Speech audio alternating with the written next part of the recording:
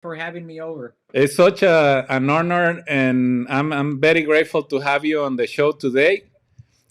This is a very important topic for a lot of small businesses, and for us, it's a new program or a new initiative, I guess I should say it that way, that we are promoting. We want more small businesses, more small and diverse businesses to do business with corporations and with the government too at the different levels. So you are the first one in this new series of how to do business Okay. with corporations and the government. So we're very grateful to have you, Sal. No, thank you for the invite, and I look forward to letting people know how to do business with Wells Fargo. Excellent. So for all those that are going to be watching live, you know the drill. Salvador is going to give his presentation, and please feel free to ask any questions that you have through the chat, Mhm. depending on where you are watching. And then at the end of the presentation, we will have a Q&A, and we will wrap it up. So if you are ready, Sal, let's uh, Okay. let's get this party started. Okay. Well, thank you so much. My name is Salvador Enriquez. You can call me Sal. I've been at Wells Fargo for a little bit over 5 years. I'm a supplier diversity manager at Wells Fargo. The supplier diversity team sits within supply chain. We are responsible for purchasing products and services from diverse owned companies. When we're talking about diverse owned companies, we're talking about minority owned companies, women owned companies, companies that are owned by people with disabilities, as well as veteran owned companies, LGBT owned companies. For the past 7 years, we've been spending more than $1 billion per year with diverse owned companies. We're very proud of that number. We're always looking for new diverse suppliers that are interested in being part of the supply chain. So just to give you an idea, it takes about $15 billion, a little bit over $15 billion, to operate a company as big as Wells Fargo. Of that, we count what is controllable spend. There's spend that we don't have control, how that money is spent, but there's controllable spend. And so from that, I can report that in 2020, we spent $1.38 billion with diverse owned companies, which accounted about 12% of that controllable spend. There's three pillars or as part of the supplier diversity strategy. The first pillar is obviously the spend growth.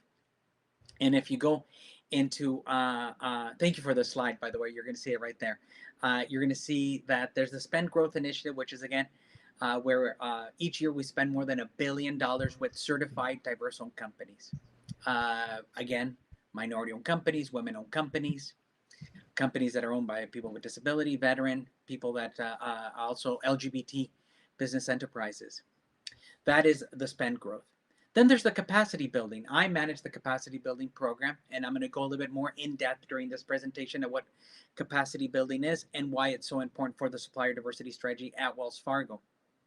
So the capacity building uh, pillar within supplier diversity is dedicated to making sure that the companies that are coming to Wells Fargo are equipped and well trained and have the capacity to do business with Wells Fargo. Not everybody that we meet when we're out there meeting companies as part of our outreach efforts has the opportunity to immediately start selling a product or a service with Wells Fargo. So we in 2020 invested more than $3 million with diverse owned companies, teaching them, training them how to grow their companies. I manage 10 capacity building programs. I'm going to go a little bit more in detail later on in my presentation. And then the third pillar is outreach. Before the pandemic, we at Wells Fargo were one of the top sponsors of these major conferences. It could have been with the National Minority Supplier Development Council. It could have been with the Women Business Enterprise National Council. It could have been with the National LGBT Chamber of Commerce. But we were out there meeting companies at these annual conferences, at these procurement conferences, at these expos, at these matchmakers, where if we found a diverse supplier that we felt was ready to do business with Wells Fargo, we would recommend them to our supply chain leadership and managers and say, here's their company, take them into consideration for any upcoming RFPs. So that's the overall supplier diversity strategy at Wells Fargo. We have, again, spend growth, which is to spend more than $1 billion with diverse suppliers. Then we have the capacity building program where we train companies how to do business with Wells Fargo. I manage that particular program at Wells Fargo. And then we have the outreach. The goal is that once we start going back to this new normal in the post corona economy, we will be back out there supporting these organizations and being part of the national conferences where we will have the opportunity to engage and meet with great companies that can be selling their products or services at Wells Fargo. We at Wells Fargo are a better company because of our diverse suppliers. We are very fortunate that we have some amazing diverse suppliers, and through these diverse suppliers, we are finding innovation. We're finding new ways of doing business. So during the pandemic, we did continue to provide capacity building to diverse suppliers. I'm happy to report that in 2020, we trained more than 800 diverse-owned companies through our capacity building programs from all over the United States. Next slide, please. So whenever you approach us, and as I said, it could be through email, or it's because you're going to register in our website that says I'm interested in learning more about the Supplier Diversity Program. And in an upcoming slide, you are going to see the link of where to register as a supplier of Wells Fargo. You're going to first have to determine if the product or service that you actually are selling, are we as a bank going to be purchasing this product and service? And again, we're one of the largest financial institutions in the world, and we purchase from a building to a pen. And so we're always at telling those potential diverse suppliers that are interested in selling a product or service, is the product that you're selling going to fit into our supply chain? So again, we and you got to be ready. What if you're selling, let's say, pens, or you're selling notebooks, or whatever type of product? We may come to you immediately and say, well, we're a big company, we're going to purchase a big amount of product from you. Are you ready to sell us those products? So this is, as I said, when you approach us, you need to answer these questions and say, I am a business owner, I want to sell a product to Wells Fargo. Will my product be purchased by a company like Wells Fargo as a financial institution? In the slide, you'll see that we're talking about construction, we're talking about furnishing, office space, but you'd be surprised on items that we purchased. Before the pandemic, we met a woman-owned company that was selling rum cakes, and we purchased hundreds of them because we were going into a trade show and we wanted to sell a product and give out a product at this trade show that reflected Wells Fargo's commitment to the diverse community. We purchased from a woman-owned company, and she was very surprised when we approached her and said, "We love your product. Can you put a Wells Fargo logo on it, information about our supply diversity program, and we are going to purchase on the spot 500 rum cakes." So those are the types of success stories that I'd like to talk about. So anyway, move on. Next slide. So another important thing that you're going to hear from us is, are you do you have your certification of a diverse-owned company? We, Wells Fargo, are not in the business of certifying companies. What we're interested in is making sure that you have your certification. Is it required for you to do business at Wells Fargo to be certified? No. However, it does help us to count you and say, we've spent more than $1 billion with a diverse company. So we are sponsors and are collaborators with the major certifying agencies out there, and we recommend you to go and visit them and get your certification.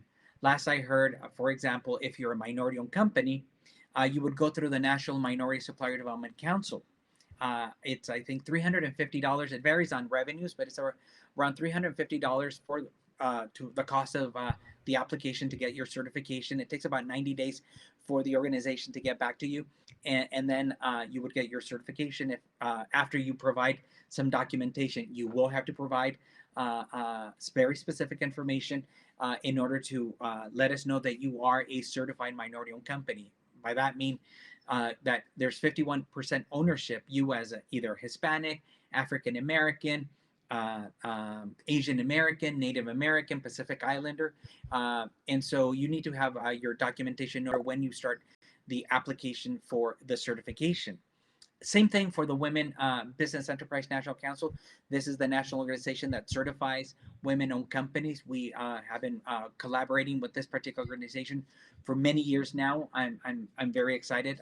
It was in 2020 that it was announced that we would be inducted into the Hall of Fame for the work that we do with women business enterprises. We're always working on intersectionality, and for example, with WeBank, we want to make sure that the programs that we're supporting through these organizations are also making their way to diverse companies within the women business community, meaning that the programs that they have are also targeting Latinas, African Americans, Native Americans, Asian American women business owners.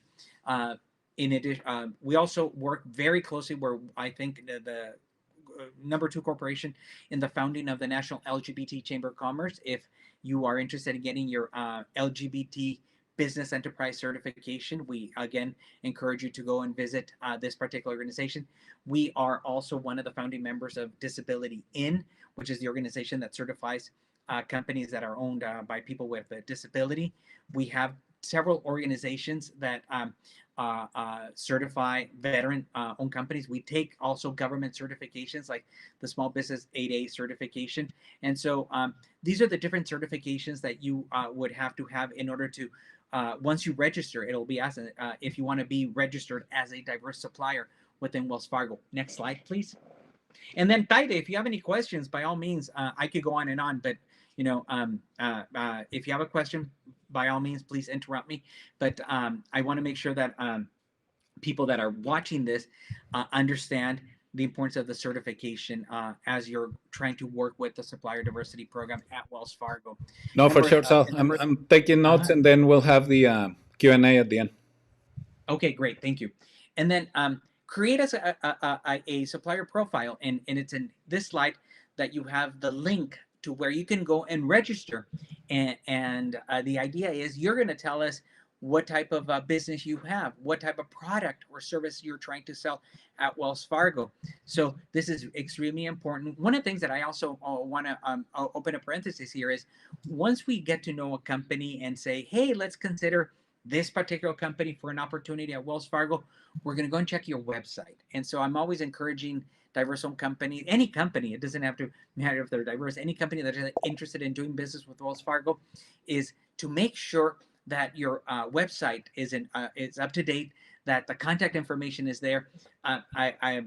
Earlier in the morning, I was looking for a particular diverse supplier, and I went to their website. And for the life of me, I could not find the contact information or their certifications. Put it out there immediately so that when we're looking and saying, yes, this is a certified Hispanic-owned company, or yes, this is a certified woman-owned company, or yes, this is a certified veteran-owned company, let us know there. And so, and then your contact information, make sure that you're updated. It's a little bit disappointing that here we are advocating for you within supply chain, and we go and visit your website, and your website has not been updated. So there's a little tip on how to do business with Wells Fargo. Next slide, Taide. So as I told you, I'm responsible for the capacity building programs that we manage at Wells Fargo.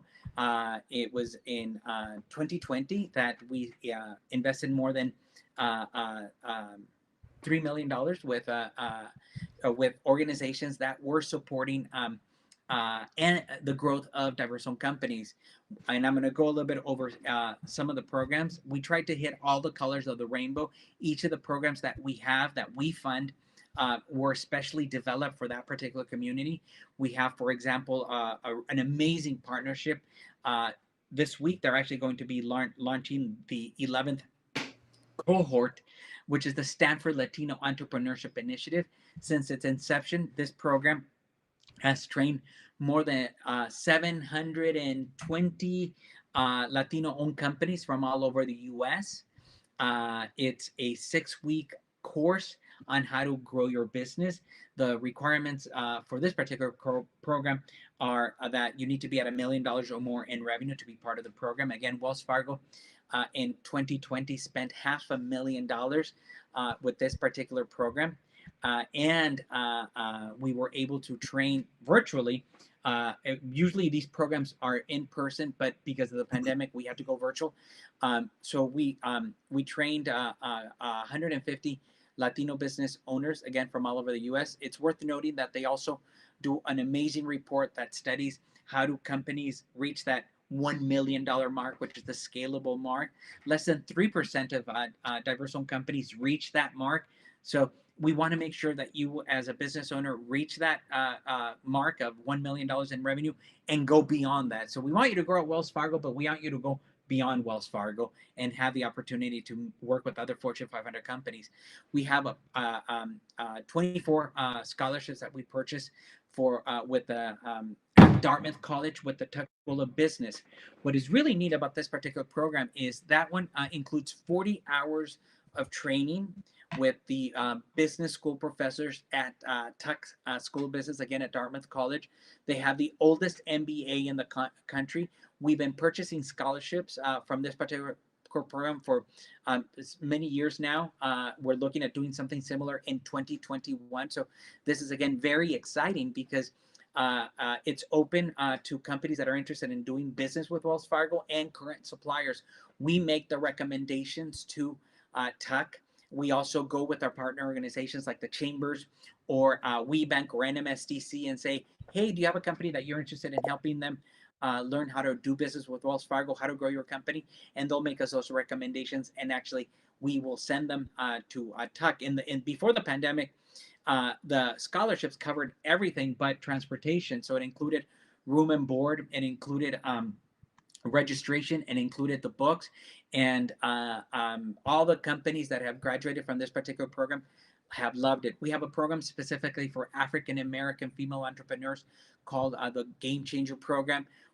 We also partner with the U.S. Hispanic Chamber of Commerce in 2020 through the Avanzar program, where in 7 markets throughout the United States, we were able to teach companies how to grow their businesses. We also have the WB Executive Education Program, where these companies get about 15 hours of training to grow their businesses. Again, taking into consideration the specific needs of the women business entrepreneur and teaching them how to scale their business. We brought actually leadership from Wells Fargo to teach the leadership part of this program. And what is really neat of all the programs that are listed in the slide below is that they have an access to capital component. And it proved very valuable because, as you may have seen, in 2020, when the Paycheck Protection Program happened, a lot of diverse-owned companies did not take advantage of this program. But I'm happy to report that the 800 companies that participated in our capacity building programs, and many of these programs, when we surveyed them, we found out that they were securing funding through the PPP at a rate of 80%. And more than 80% of the people that were in the program were actually securing funding through the PPP. Equally important, we brought in subject matter experts from Wells Fargo that were teaching the companies in the program on how to ensure that that particular loan became a grant, that you followed the procedures that were being asked by SBA to make sure that that loan became a grant. And so we continue to do the same thing for the PPO, the Patient Protection Program 2.0. And so equally important, something that Wells Fargo did, and it's been announced on several forums by our leadership, is that the profits that we got from the Paycheck Protection Program are being given back to the community in the form of grants. It could be through the support of, and it's called the Open for Business Fund. And so we've supported CDFIs. We have Open for Business grants that are dedicated to helping grow diverse-owned companies. There's going to be some announcements on more of that funding going back to the community through the resilience grants that are going to be announced, I'm told, sometime in June. So for the organizations that are interested in learning more about those grants, it's coming down the pipeline. So again, this is Wells Fargo's commitment, investing in the diverse business community. The success of the small diverse business owner is the success of Wells Fargo, and these are our capacity building programs. So, and then the next slide. So one of the things that is really important here is that our capacity building programs, Taide, try to address the barriers that exist with small, diverse business owners. We've done many studies, some of them prestigious universities, and where you know we continue to see that what prevents a diverse-owned company from going, and so it's access to capital, access to contracts, and networking opportunities. Each of our capacity building programs teach diverse owned companies how to overcome those barriers, how to pursue the access to capital opportunities. Like I mentioned, that each of our programs has that access to capital component and actually translated to having the company secure funding through the Paycheck Protection Program. Access to contracts is teaching companies how to learn about RFPs, requests for proposals, or requests for information for opportunities with the Fortune 500 companies, learning how to do business, not just with Fortune 500 companies, but also learning how to do business with the federal government, since they're the number one purchaser of products and services in the country. And then the third one is tied to the pillar of outreach, that we are out there in the community learning and teaching, more importantly, how to do business with Wells Fargo, learning to see what is it that makes this particular diverse owned company special, and then recommending them to the supply chain leadership within Wells Fargo to see if there's an opportunity. As I said, everything is connected. So next slide, please. Lastly, as I said, I'm about to conclude. I could talk on forever about the programs because I'm very proud of everything that we've accomplished. But in 2020, we were able to train more than 800 companies through our supplier diversity program. And in 2021, we are on the verge of launching our new capacity building programs. We've launched some new ones. So if you go to the website that is in the earlier slide, you're going to see about the information about the capacity building programs. But we are on the verge of launching programs for women-owned companies, for Native American-owned companies, for veteran-owned companies, for minority-owned companies, or for women-owned companies, Taide. And so the idea is, again, to make sure that we're teaching companies on how to do business with Wells Fargo. That and then by the mere fact that you have companies that are actually tuning into this particular presentation, it lets us know that you as a company are interested in doing business with Wells Fargo. If you go to the website, you're going to see the contact information. If you have any questions for me, again, I'm Salvador Enriquez. We're a small team of 7 individuals that are solely dedicated to helping grow and grow diverse-owned companies at Wells Fargo and beyond. So again, I could talk on forever. It was supposed to be 25 minutes. I'm only 3 minutes over. So I'm ready to see if there's any questions, or if you have any questions, Taide. Oh, thank you, Sal. Let me get back to you right here. It's always a technology thing here. Okay. Stuff. Thank you so much, Sal. That was a great presentation. Very valuable. I know that you have a lot of passion for the supply diversity industry, and I mean, you have done an incredible job at Wells Fargo. We have one question in regards to certifications. The organizations that you share on your slides, those are the ones that are like providing these certifications, and you take them for good, right? Like yes. And the average cost, you said it was depending on the size of the business or the revenue? It's the revenue of the business. And last I checked, it was $350 for NMSDC and WeBank, I believe. So yes. Yeah, so it's not that expensive. And also for those that are interested in getting certified, go to the Maino Academy, and we have an online course there where I go into detail on how to get some of these certifications. So if you want to get access to a little more information about how to get certified, go to mainoacademy.com and you will find that information there. Sal, I love the example that you gave about the cakes, because in the past, there is this misconception about micro businesses not having the opportunity to do business with corporations. But that's not the case, right? No, that is a clear example. Yes, I mean that not everybody that is going to go in and meet. We're going to purchase a product immediately, but it just happened that came at the right time. We've done it for companies that we met at trade shows that were selling coffee and said, "That's great. We love the product that you're selling. We're going to be going into an expo."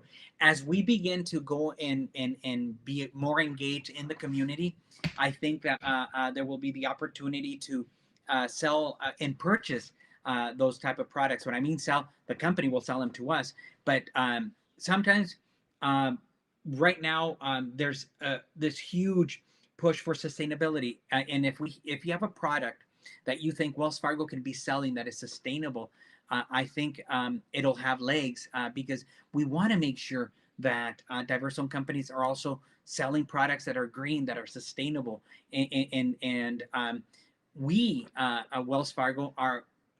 I'll tell you, before the pandemic, just the supplier diversity team participated in more than 85 outreach engagements throughout the country. And we participated in the NMSDC annual conference, where we had the opportunity to meet thousands of potential suppliers. And I think that is one of the largest one. And we had about, I think, like 6,000 attendees. Then we participated in the U.S. Hispanic Chamber of Commerce. That one's a little bit more medium sized. That one's like over 1,000 people. We participated in with the the LGBT Chamber of Commerce, with the African American Chamber of Commerce, with the Pacific Islander, and what is it, U.S. PAC, U.S. Pan Asian American Chamber of Commerce, with WeBank. And so in many instances, we need to give out something that for the people that remember us and will purchase those type of products. That's just one thing. We just completed the construction of Hudson Yard 30, which is one of the largest buildings in New York, where Wells Fargo Securities is located, and it's a multi-million-dollar project. And I can tell you that the architect that built the interior is an African American architect. We have at the bottom of the building, there's a branch, a Wells Fargo branch, that was built by a woman-owned company, Theodore Williams. And so these are companies that we actually met at these outreach engagements. And some of the companies that we continue to use, we'll send them back to school and say, it's time for you to go to Dartmouth and learn a little bit more on how to reach this growth that we would like for you to see, and we'll invest in it. As I said, the scholarships, for example, cover everything but transportation, and for in 2020 we purchased 24 scholarships, and we're probably going to be doing the same thing for 2021 once it becomes public, by the way. So we're investing a lot of money in diverse-owned companies that are interested in learning how to do business with Wells Fargo. No, and we are part of the those scholarships that you have given away in the past as the part of the Chamber Training Institute. Yes, the Chamber. Yeah, with yes. Notre Dame, we learned a lot. We were able to participate in a lot of those trainings over the last 5 years, and those were very, very valuable to us. We have one more question, Sal. Someone is asking about the company just buying products or also services? Services. We spend billions of dollars in services. It could be staffing solutions. It could be IT. As I said, it takes about $15 billion to operate a company as big as Wells Fargo. And so that includes a lot of services that we purchase. As you can see, it could be in marketing and advertising. It could be legal services in the arena of public affairs. Anything that you could imagine that makes a bank run, we purchase it, by the way. And if you have already the experience of working with the financial institution, it puts a little bit of a leg up, because we know that you can do business with companies like as big as Wells Fargo. And what advice do you have for those small businesses that do not have the opportunity to go to these networking events, but they are interested in doing business with corporations like Wells Fargo? So I would register in our profile and learn more about what are the upcoming opportunities. Take advantage of the virtual capacity building programs. As I said, one of the silver linings that we saw within the COVID pandemic was that companies that usually did not bother to take advantage of these capacity building programs were actually participating, that they were dedicating time because that's what they had, because they were not out there because of the COVID, and they completed the courses. And some of these courses are not long. I talk about Dartmouth being 40 hours. I talk about Stanford I talk about WeBank, but some of these are we last year we did the Recover Resilience grants, and that was about I think 6 hours of training on how to better navigate the COVID pandemic. And one of the things that we saw was the importance of learning how to do business online. And so you're going to see more of that, and that's where you are an expert, Taide, that if you have the opportunity to learn how to strengthen your e-commerce platforms, you're going to be better off because the companies that were already selling their product or services online fared much better than those that did not have a platform to sell their product or service online. And so I think that this is why it's so valuable, the work that you are doing in the community, Taide, that you are actually teaching businesses on how to do e-commerce. And so I wish I could clone you and throw you out into the world and say, this is what small businesses need to learn, because what we're seeing is there's going to be a lot of innovation that is going to be coming in to us because of all the great things that were planned out during the pandemic. People were in a thinking mode, and so great things are going to be coming out of this pandemic once all the doors are fully open. And we want to make sure that the small and diverse owned company takes advantage and they're well set. This is why, as I said, we're investing in the community by funding our capacity building programs. Um, I promise everyone that I didn't pay Sal to make that plug, but it is extremely important, guys. Just listen to what he said throughout his presentation. Like, he uses a website as a reference, to see what the situation is with the company. So it is extremely important for everyone who is in business, regardless of you having interest of doing business with a corporation or with the government. You must have an online presence, and you have to take this very seriously because your future depends on it. Now, throughout your presentation, someone heard the $1 million revenue, but I think that you were referring to the Stanford program, but that's not like the one of the requirements to do business with Wells Fargo, correct? No, that is not. That is just one program. The Dartmouth program, you could be at $100,000 in revenue in order to participate. The Game Changer program is for startups. So we try to hit all the colors and all the different sizes. Yes, because you may have a company already, let's say, with $2 or $3 million in revenue, and so we want them to reach the $10 million mark. And so the training that they're going to be getting is very different from the company that is currently at the $50,000 mark. We want that $50,000 company to go to the $100,000 or the $1 million mark, and so that training is focused on that. How can they learn more about the different programs that you are sponsoring? Like, if someone is interested in applying for the startup program that you just mentioned? So if you go to the website, you're going to see information on each of the capacity building programs. Yeah. Perfect. And that is important. And then we're going to be out there in the community. This is where you and I meet. I mean, this too shall pass. And the goal is that one day we're going to be meeting in person. There's obviously, I think it's phenomenal that we have the technology to do the virtual trainings, but there's something to be said about the training that happens in person. The goal is, for example, that the Dartmouth program would be in person by the end of the year. And so, or that the other trainings that we have, they may start virtual, but they will go in person, because I think there's a lot of creativity that happens when people are put into a room and are taught on how to grow their business. We had some amazing accomplishments through virtual, and we will probably continue to do virtual. So we're going to be doing this hybrid model of in-person as well as virtual training. Now, we have a couple more questions because, we're running out of time, and I know that you have another event after this one. But for small businesses, like, for example, I'll give you an example. Let's say businesses that are in the LA area or the San Diego area, do they have an opportunity to do business with Wells Fargo, or all the contracts are nationwide and you have to have capacity to serve the company at the national level? It's both. The answer is yes and yes. If you have the capacity to sell your product at the national, that's great. But in many instances, the product or services that we're purchasing could be at the local level. So this is why it's important that you register and you decide if you're able to go and compete it. Sometimes it's a national. For example, during the pandemic, one of the things that I think diverse-owned companies really did really well was when the companies that were selling the personal protective equipment, it wasn't just Wells Fargo, it was everybody. Everybody wanted to get gloves, everybody wanted to get the hand sanitizer. And so it was the diverse-owned companies that actually stepped up to the plate and said, you know, we're selling masks. We're the ones that are selling hand sanitizer. And so it was through creativity. We had companies that were not even doing hand sanitizer, that they were maybe selling alcohol or whatever, Yeah. and they saw a need and they pivoted, and we were able to recommend them for opportunities.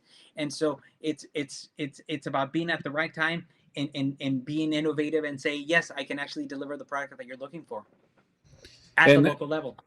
And one more question, Sal. Do you have different tiers of contracts within Wells Fargo? Because someone just asked about contractors and subcontractors. So yes, we many so as I said before, so we spend over $1 billion with diverse suppliers, but then we also encourage our non-diverse suppliers to purchase products from diverse suppliers. So if you're not able to go and sell your product directly to Wells Fargo, there's the opportunity to sell it to the non-diverse contractor, and we get to count that subcontract opportunities. And what we actually see is the contracts that were subcontractors later on in life actually go and pursue and become prime contractors, and that's a wonderful story. Yeah. Something also that happens is we see subcontractors, and it's happened a little bit more because of the pandemic. We saw subcontractors that were getting purchased by the bigger companies, and I think it's great. So we could have been buying millions of dollars from a woman-owned company, and the lady decided that, you know what, it's time to sell the company. And so we wish her well, but we're not able to count that company anymore as a diverse supplier. And so I think it was over $300 million that was done in subcontracting opportunities out of the 1.38 that we did. I don't have the number on the top of it, but I know it was more than $300 million in subcontracting opportunities. And as I said, we encourage our non-diverse suppliers to do business with subcontracting opportunities, and to do business with diverse suppliers, and we're able to count that second tier subcontracting. Yeah, no, and I'm glad that you mentioned the 300 million, because I mean that amount is, pretty big. And if we think about the economic impact that those dollars have in our community, they are huge. Yes. Even if you put like a company, if a small business grows from 150,000 annual revenue to 250, that 100,000 is a big jump for them, and it's a big jump for the economy, right?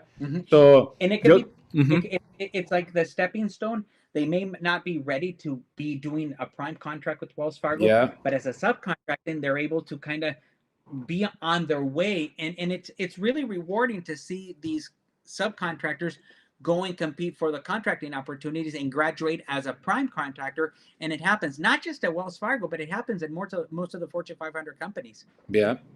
No, and that's, it's a very important message what you're sharing with us right now, because we don't want small businesses to get discouraged from trying to pursue a business opportunity with companies like Wells Fargo. You just have to understand the process, take advantage of the training opportunities that are provided by the company, and Sal already shared a lot of them. So take a look at the different programs that they have. But the most important thing right now is that just follow the process. Sal is telling us to register. That's the first step. Take a look at the opportunities that are available. See certification. Certification. See if you have the capacity to fulfill any of the RFPs that are in place. And if not, just keep, growing your business, training your staff, and having the capacity. That's why they're called capacity building programs. And are there any ones coming soon, Sal? So yes, we the Stanford program is currently recruiting. already for the fall Okay. cohort, which is cohort 12. They're looking for, I think, 80 companies to be part of that particular program. We are going to be making announcements regarding the Dartmouth program, scholarship program. We will be launching a women's program also. We are going to be launching a program for veteran-owned companies. We already launched our program for the African American female entrepreneur.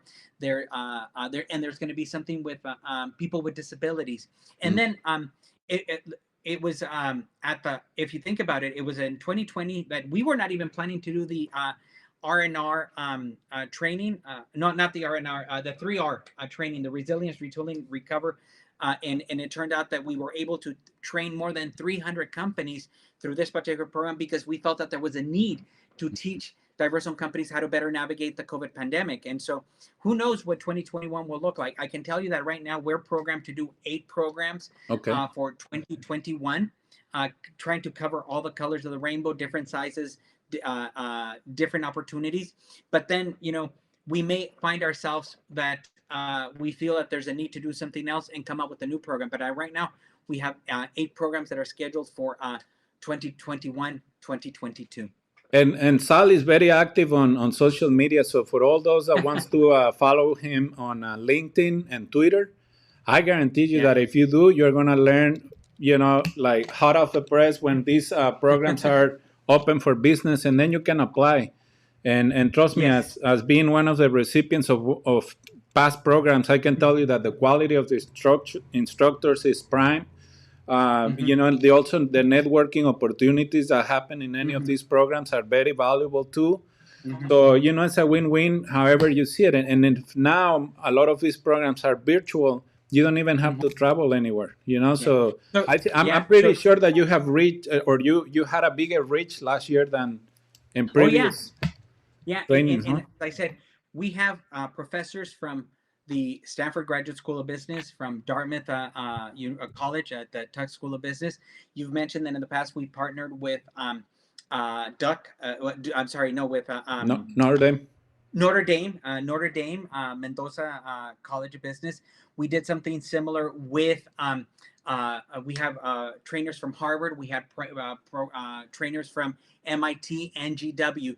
So the trainers that are coming to these capacity building programs are from the top schools. That's what we're trying to do, making sure that we're bringing in subject matter experts that are going to teach you about innovation, leadership, access to capital, access to contracts, so that when you graduate from these programs, you're going to be ready to grow at Wells Fargo and beyond Wells Fargo. As I said, we're very happy to see when some of the companies that we helped train are getting contracts in other Fortune 500 companies, and they keep in touch and say, guess what, I just landed a contract with this other company. And and at the end of the day, that's our success, that we're able to grow these diverse-owned companies, because at the end of the day, these companies are the ones that are in our community. They're the ones that are creating jobs and are giving opportunities to our community. So it's a very nice relationship to have with our collaborators.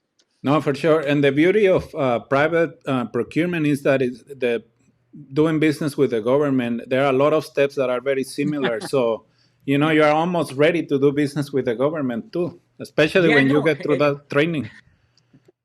I can tell you that if you can do business with Wells Fargo, you could do business with the Department of Defense, the Department of Transportation. I was a federal employee. I used to work with the Department of Commerce, and I was very proud of the work that we did in the federal government, and the commitment that was made by the federal government in order to ensure that we were purchasing products from women-owned companies, from minority-owned companies, and now to be in corporate America and having similar programs.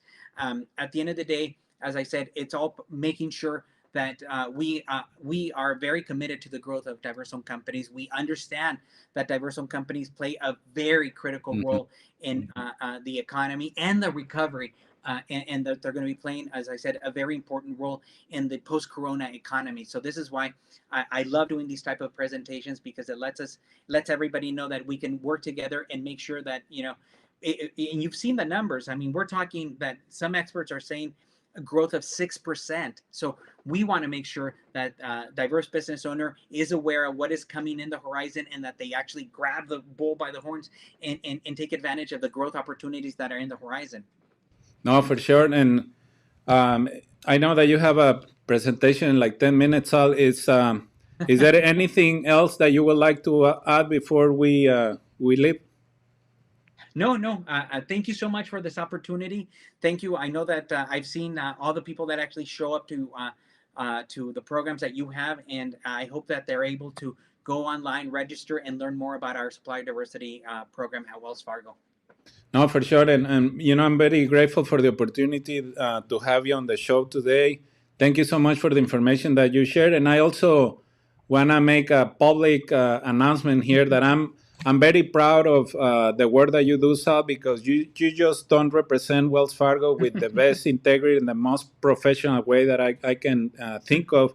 But you also are very passionate about helping small and diverse own businesses in our community, and you understand the valuable contributions that we provide to the economy. And just like you said a few minutes ago, you know, the recovery is going to come from the middle class and the small business community in America. Yeah. And by providing access to these valuable resources, you are just contributing to the growth and development of our economy. So thank you so much, Sal, for everything that you do, you know, for the community, and also for, you know, the Mexicans out there, you know, the Cinco de Mayo today, you know. Gracias, mira, with my Wells Fargo red shirt. But thank you. You know, we have Juan Carlos Uribe, Patty, Santos. We have many folks that are saying thank you to you, Sal, for the presentation. And thank you for those that watch us live.